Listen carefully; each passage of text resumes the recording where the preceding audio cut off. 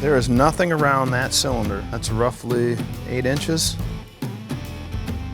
This is how not to fix a leaky oil pan. It's seen better days as far as sludge. It's the first water pump I've opened up where it's got sand in it. Chain's seen better days. I'm gonna say this one got really hot.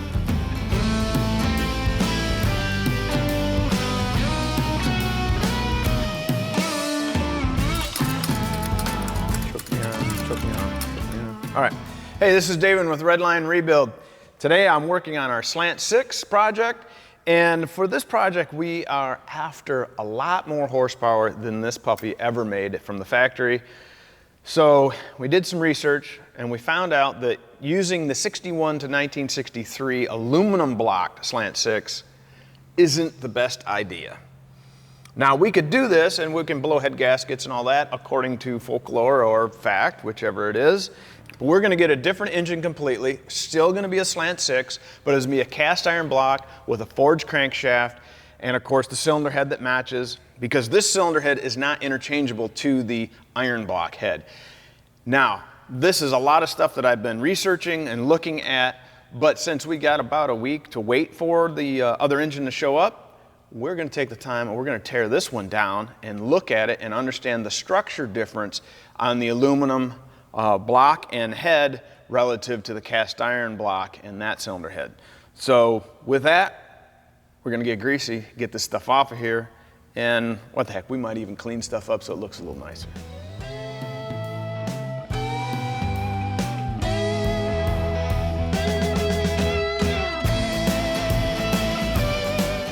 All right, so while I've been doing some other things, John's been doing the stop motion on the engine, getting some pieces taken off. Specifically, we have the valve cover ready, but I want to see what's underneath. Let's see how things look. Not too bad. Lots of RTV. Just smear it on the outside and hope for the best. Not bad. All right, John, carry on. You're doing a fine job.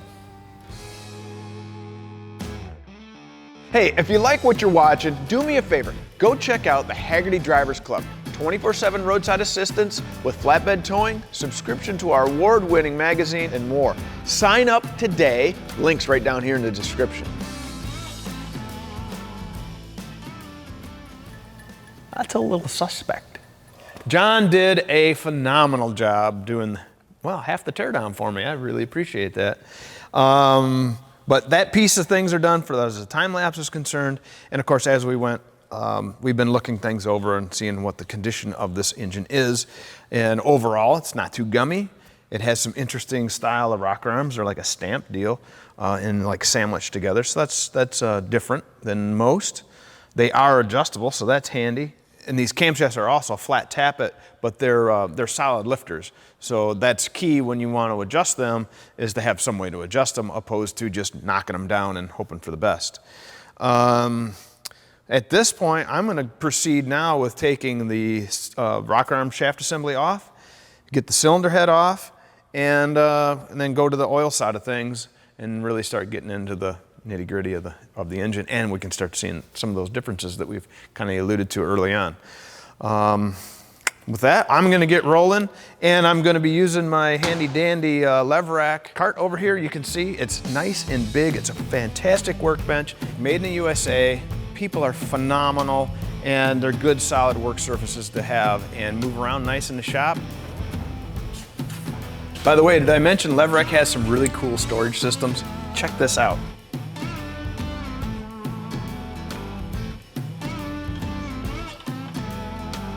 Go to the link in the description for LEVRACK. Go check them out. They're phenomenal.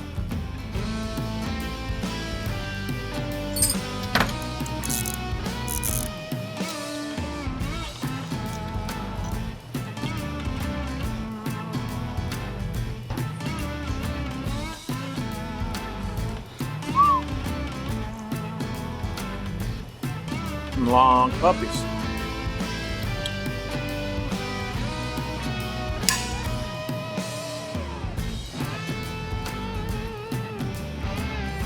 Careful and flip the stand over. It's so top heavy.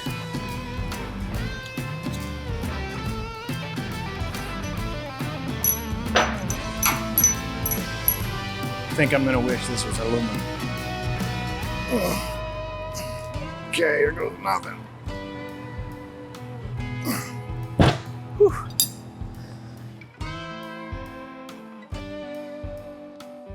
With our cylinder head off, we can now see the cylinder bores, and as it was described to me, the cylinder bores, they are ductile iron, of course, to hold up to the wear of the piston, but they're literally, well, almost suspended. So there is nothing around that cylinder. That's roughly 8 inches, 7-8 inches, where this cylinder liner is just like hanging up there. Now, that doesn't sound like a bad thing, other than the fact that you have steel within aluminum. The aluminum expands at a different rate than the steel does, so everything's gonna kind of be moving around. And that's not the greatest when it comes to sealing things, because as you can see, there is nothing that holds these to the head, let's say. They're pinched, right? Because here's our head bolts, and everything is pinched. So these would have the ability, at least, to move around. Now, when you come over here, you can see it's a copper head gasket in this particular one, and you can see where the sealing surfaces are at, right? And you can see where, well, it wasn't sealing anything relative to the oil. That's where the RTV came in on the outside. But I can definitely see a flaw when it comes to trying to put power to this, because as you increase your combustion chamber, or reduce that size and increase the compression ratio, that's gonna put more stress on the bores, which is gonna cause more movement. And this thing being pretty thin, I can't see it supporting anything very well. Well, we're gonna keep continuing on. By the way, this is not a, if you're sitting at home and you're comparing your current engine, which is aluminum in the block standpoint, most likely, this is a die-cast aluminum, and so it's a casting process, and that's why you see that the walls are fairly thin, because it's not machined out of one big hunk. And obviously, 1960s technology for aluminum and today's technology for aluminum is drastically different in its abilities. Overall on this block, it really doesn't look too bad, meaning you see some, some stuff growing on the sides and whatnot, but I would expect that. I mean, it has been sitting, it hasn't been flushed and cleaned and all that, and you do have some buildup from your oil, basically where it was hot. At the top of the cylinder head is going to be the hottest opposed to the bottom. So you have some caking of the oil. Overall though, it doesn't look too terribly bad, other than the leaky head gasket on the outside, but RTV seems to fix that. Okay, so moving forward, I'm going to take the oil pan off and then get to my front stuff, timing chain, balancer and such. But for right now, I got to get the oil out of the pan, so we're going to throw a pan underneath there, let her drain, and then we'll get back onto the disassembly.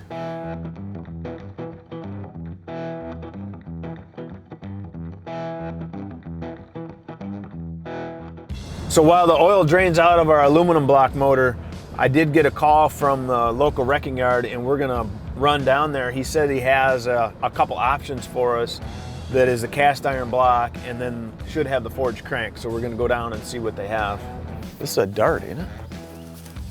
So we're gonna use this 1974 Dodge Dart as our donor vehicle because it has majority of the motor here still, but it has the telltale rib behind the water pump that goes from narrow to wide opposed to staying narrow. And that is an indicator that this is a pre-76 block and that it should have the forged crankshaft.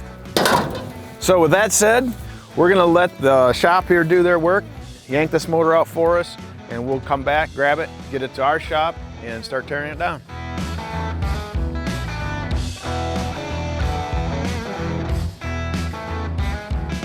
So while we were out looking at the iron block for the replacement motor for the wagon has shown back up from our detailer, and he did a nice job. Looks really good. In fact, there's a cool video of it. If you go to Detail Dane on YouTube, you'll find him. Check it out.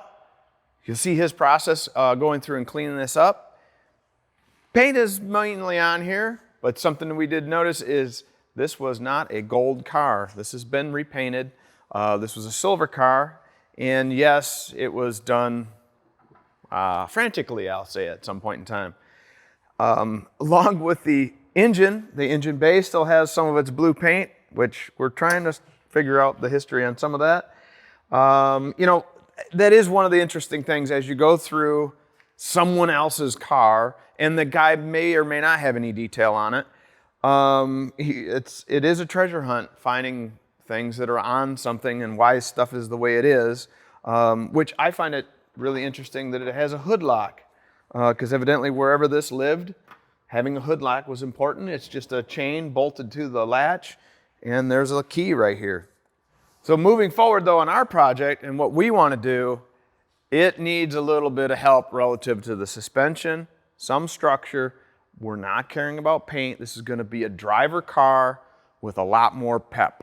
So to get it in that position comes in Jeff. Yeah. You know, things that we need to have done. We want the heater core to be solid. The box is over there. You'll have to figure out how to make it attach. Single master cylinder? That's got to go. That wasn't a great idea then, and it's certainly not a good idea now. I would like to upgrade to disc brakes. So let's look at That's smart. what's out there and Okay. available for these. Oh, they're available. And I'm not, again, I can still live with the manual as long as we have everything set up right. Sure, I agree with you. The manual brakes will stop discs just fine. Yep. And you're talking how much power? We're talking more than stock power. Okay. Well, let's see what this looks like underneath. Yeah, you don't want to keep these brakes. Yeah. I don't know, whatever patch that's been done here. They But, had some you know- extra fiberglass laying around, or body filler, it looks like there. You know, this I think we want to address and make sure. It's structural. Yeah, it's structural. So let's address that type of stuff. You know, Make that solid.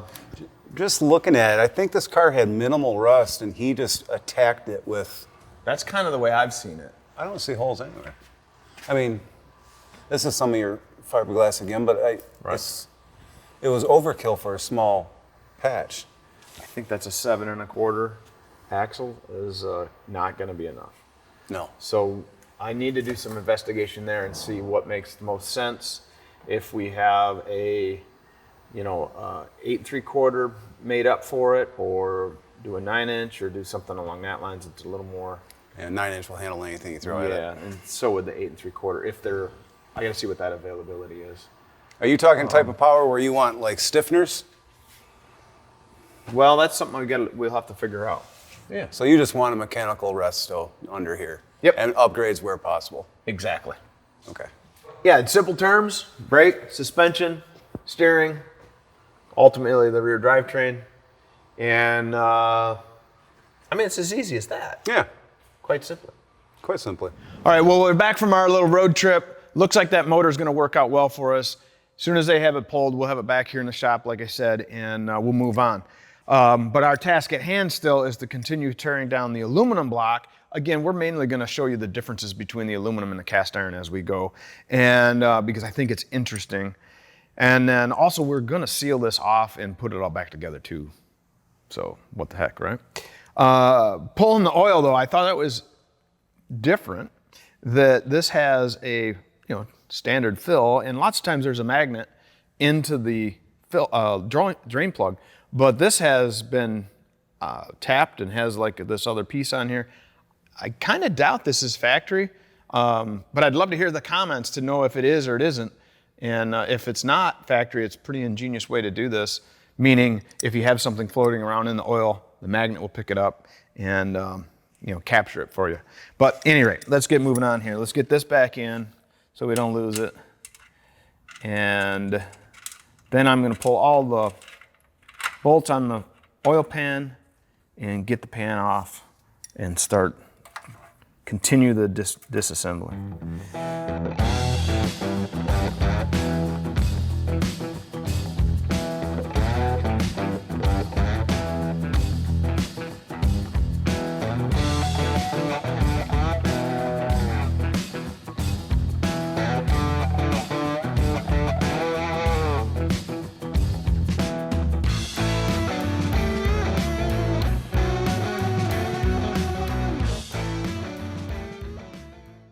Well, I'm going to tell you what. That's a mammoth counterbalance. This block has got, or the crankshaft in this is definitely heavy duty, for given the amount of power it makes. But yeah, this gasket has seen better days for sure. Everything is pretty well dry rotted, nasty. There's nothing left of the cork. I mean, it is so smashed tight. And then if you look here in the pan, it's seen better days as far as sludge. Yuck. I'm gonna rotate it a little more normal look and start on the front side of stuff, get that off, then I can go after the crankshaft and the pistons and rods. Need any RTV? Here, this is how not to fix a leaky oil pan. This is ridiculous.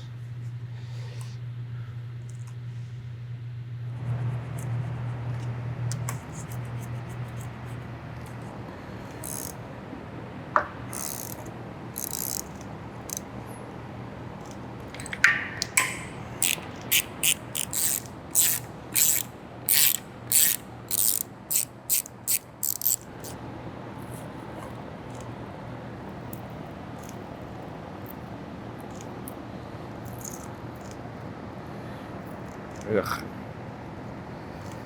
Lots of RTV. That's the first water pump I've opened up where it's got sand in it. I mean, it's not a boat. Weird.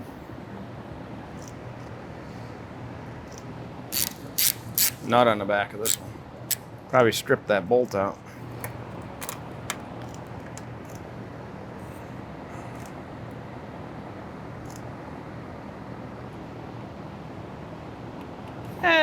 Chain's seen better days.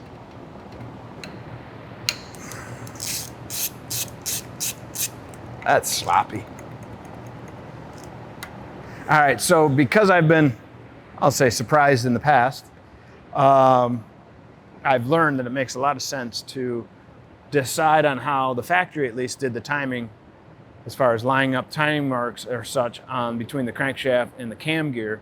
Not that a manual doesn't show you, but it's certainly always nice to double check it on a physical part. At least that's what I find. So what I'm doing right now is trying to see how that's been done. So right here's our mark. Here's our mark on the cam gear, and there's the mark on the crank gear.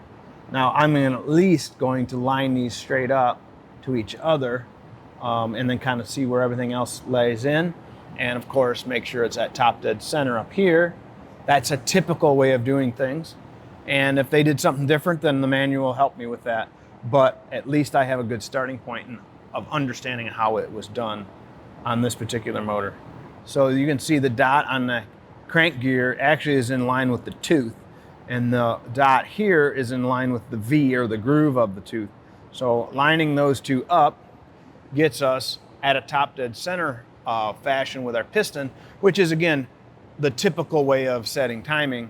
And at least I have a good baseline. Now I'm going to take a picture of this because that way I have a good reference. Also, something I wanted to note too is, being an inline, your 1 and 6 are going to be at the same stroke, so they're going to be both up, which is always something good to double check. And secondly, note that they're down in the hole quite a ways. Typically we're talking 20, say 20 thousandths in the hole. This is closer to a 1/4 inch or 250 thousandths down the hole. So if you were going to look at how can I increase my compression, the very first thing you would do is deck this surface and make the difference between the top of the piston to the top of the deck surface tighter, so it has less air area. That way it has more squish or compression. On the aluminum one, we're not going to touch it because this would be kind of a nightmare to deck. If you think about it, as you come through with a single point and you're taking off material, right, it's going to hit and skip, hit and skip, hit and skip. And the problem with that is, almost regardless of the tool, you get some level of hop as far as loading and unloading that tool with material, or the cutting function. So you're going to get a pretty, quite frankly, crappy surface finish. In fact, and then to compound it, you're going across aluminum onto cast iron and then back to aluminum again. So that whole function would be a kind of a bear in a machine. You'd want to do it some different way than that. But we're not going to do any of that. We're just going to clean it up and move forward. But if something does have to be done, that could be a challenge.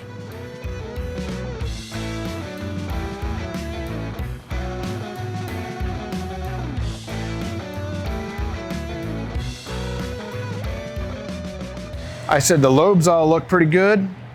Definitely not a very high lift cam, but everything's in good condition. At this point, I'm ready to take out the pistons and the rods. One thing to note, like any teardown, you want to know what the order of those pieces are. So before I take out the rods and pistons, I always make sure that the caps are labeled. So in other words, they need to have a number that's corresponding to the piston number. So for instance, this is number 1. The cap is stamped 1 and the rod is stamped 1. You want to put them back in the same spot that they are, just like you do the mains. So the sizes can be just slightly different, and that will cause you a problem, and the motor won't turn over freely when you go to put it back together. Yep. All right, so I have number 1 cap off, and unless all the bearings are pretty dark in color already from the factory, I'm gonna say this one got really hot. I don't see any, there's no issues with the crankshaft, but you can see some brass here, copper wearing through on the bearing surface here, but this side is dark. We'll see. Just something interesting as you tear things down to look for.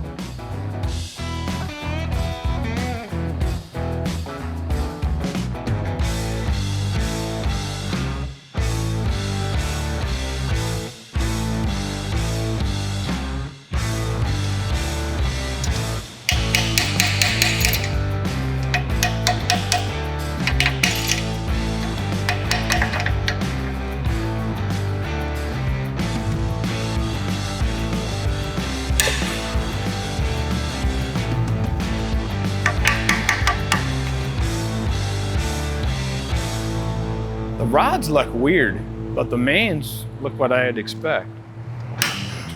There. Rope seal.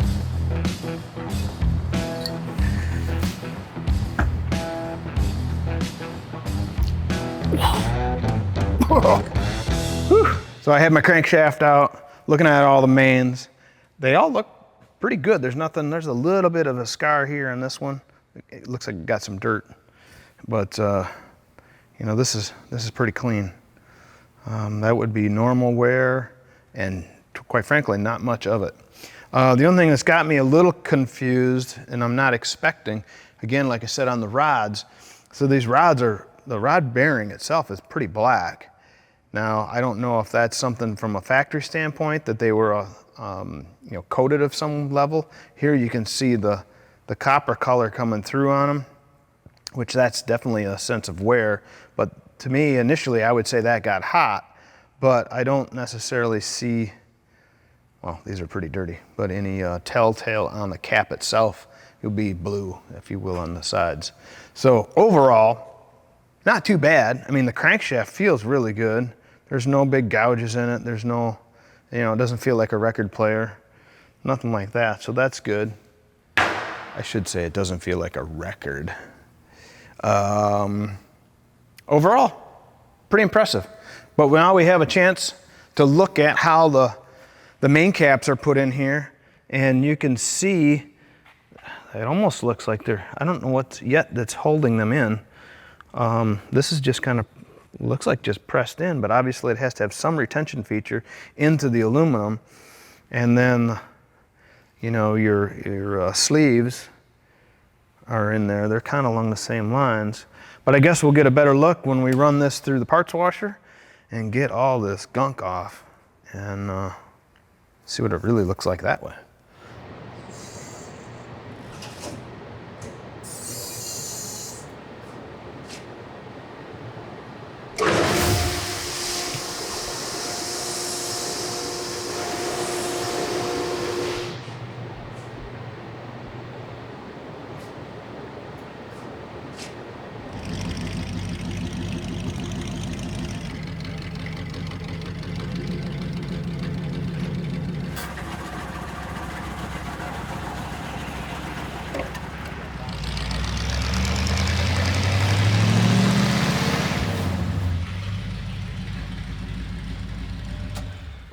All right, well, Louie and Scott came through for us, and here's our iron block Slant Six from that car that we showed you here the other day. So next task, get it out of the truck, get it on the engine stand, start tearing it down and see what we have.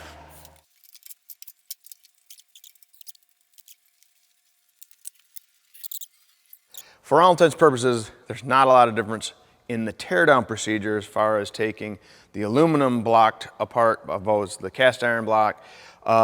It does turn according to the salvage yard, and we'll figure that out when we get a little further. Obviously, I don't have a balancer at this time, so I don't really have a great way to grab a hold of it, and I don't have a bolt. But we'll work all that out as we go forward. So right now, I'm just gonna Rambo through getting this all tore apart. John's gonna roll the time lapse, and then we're all said and done, we'll show you the differences between the cast iron setup and the aluminum setup and why one is different than the other.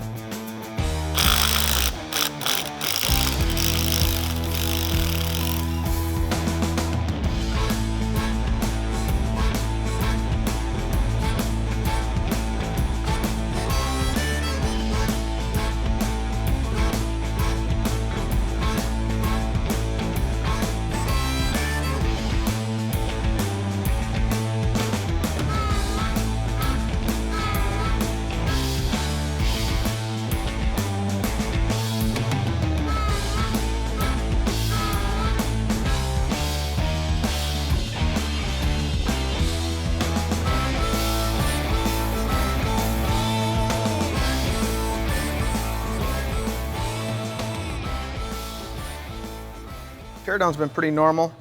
There's a little carbon buildup because these pistons are so low underneath the deck surface on the head, so we may have to clean that up a little bit. Maybe I'll just take a knife and scratch it around a little bit. I took the time to take all the studs out of the head because I'm going to completely replace all those anyway, and having them on the motor gave me good leverage to hold on to stuff and a good place for them to be heated up and such, so took the time to do that. Otherwise, valve cover is leaking like a sieve, so that's why all the grease and grime on the one side. The other side isn't as bad. Well, it's rusted, so it didn't get any oil. But get the oil pickup tube out, and then start taking the pistons out and see where we end up with what the crankshaft looks like and the bore and all that jazz.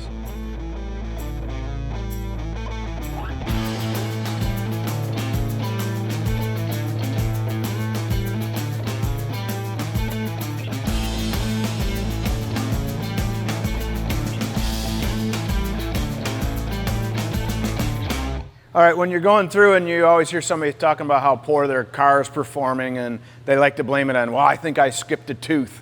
Well, here's what they're talking about is, here's your big gear on your cam and here's your crank gear, and this chain is so sloppy that I honestly I'm so close.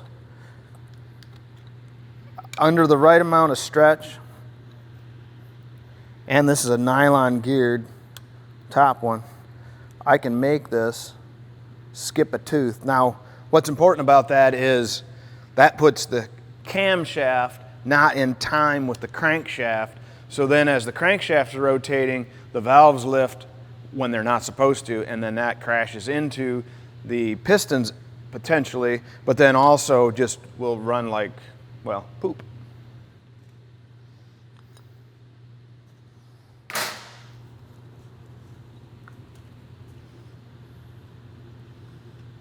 Maybe. All right, well, you can see we're pretty close to having our cast block completely tore down. I pulled off the carbon buildup, but underneath that carbon buildup is a pretty big ridge here, and to the point where I actually cannot get the pistons out without literally banging the living daylights out of them. That's really not necessary, so especially since everything turns pretty free. So before we take it over to the machine shop, I'll get a ridge reamer, get that cut out of there, and get the pistons out. But what I wanted to do is take that time and show you the difference between the aluminum block and the cast block. Obviously, material is different. This is a die cast setup as far as how they made this. So how this block was manufactured is there is a big press setup and a die that injects if you will, die cast aluminum into that, or aluminum into the die cast, and they placed the cast iron cylinders and the main caps into place, and then that aluminum was wrapped around it. And it's only held at the very bottom, which puts these unsupported up top. That's why you have all this area around there. And there's really no good way to fix that. You know, some things you can, you know, if it was a different style, you could possibly weld this together, but die cast doesn't weld very well. So there's nothing really that you can do there. Now, when you go over to the iron block, you will see the drastic difference around the cylinder head. It's what they refer to as a closed deck, which is, I'm gonna say 99.9% of all the cast iron blocks are done this way. What it does is it gives support for that cylinder, not only at the bottom, but at the top, so it can't do this. This cylinder can do that. Yes, the head is on top of it and clamped up, but it has a thick copper gasket, so basically it has a piece of rubber, for all intents and purposes, that can move around and allow that steel to move. Of course, the aluminum expands at a different rate than cast iron and all that jazz as well. So overall, that's why this is stronger. Now, my understanding is that there's a difference in these heads. I'm quite honest with you, I don't see it. These cylinder heads look identical. The one that was on the aluminum block has a cast-in special. I can see that up on this deck that, you know, this area here is undercut, but it really doesn't have any function when it goes onto the block. Combustion chambers look identical. I guess I'm not seeing it. If you're the guy that knows why the aluminum blocked cylinder head is different than the cast iron, please put that information in the comments. I'd be willing to entertain understanding that myself. But moving forward, I need to get that ridge reamer, get these cut out, and that way I can get my pistons out. And I actually can't take the camshaft out right now either because there's enough buildup on the lifters, I can't get to them and get them pushed up out of the way. So I'm kind of stuck. With that, I'm gonna wrap this end out. Next time we'll be at the machine shop getting everything freshened up. Not only the aluminum block, we'll put the ball hone through it and get that ready so we can reassemble that, but we'll also be, you know, degunking our block and all of our pieces and parts so we can start on the assembly of this side. With that, get out in the shop, go get some work done. See ya.